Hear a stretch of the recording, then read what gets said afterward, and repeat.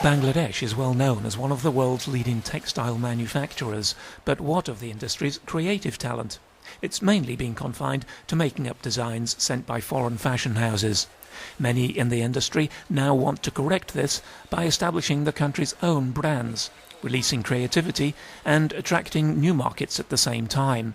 Tanya Akhtar, who teaches fashion marketing at the Bangladesh University of Fashion and Technology, is strongly motivated by the need to broaden horizons for her students. She's one of 7 academics from a fashion or textile background in Bangladesh granted fellowships by the United Nations Industrial Development Organization UNIDO to study abroad, part of the Best Better Work and Standards programme. Tanya is to study international fashion marketing at Manchester in the UK. When I will come back from there, I will just share my knowledge. In our country, there are some problems, like some bureaucratic problems, some design problems, some marketing problem. So obviously, I'll get some new things which I can employ to my country, and I will try my level best to solve this problem so that my country can improve and can also stand in the race of this global competitive industry of fashion.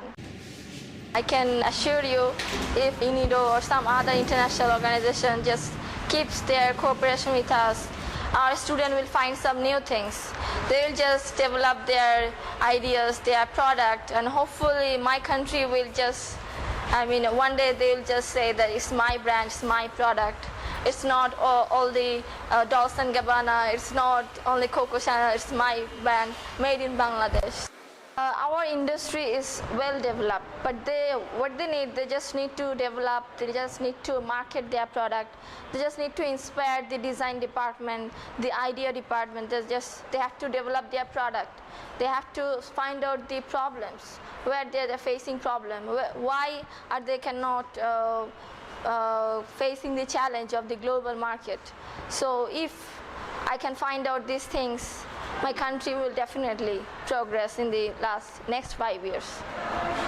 Tanya's international perspective reflects the big ambitions of her university, which plans to move out of choked downtown Dhaka soon to a brand new home on the edge of the city.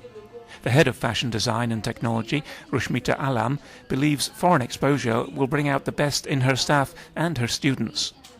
I hope that these teachers will come back one day after their program, and they will convey this message to all the students, and from them or from us the students will get the vibe on the international market, and that will develop them and they will blend it to their creativity, and one day they will be able to design for the international market.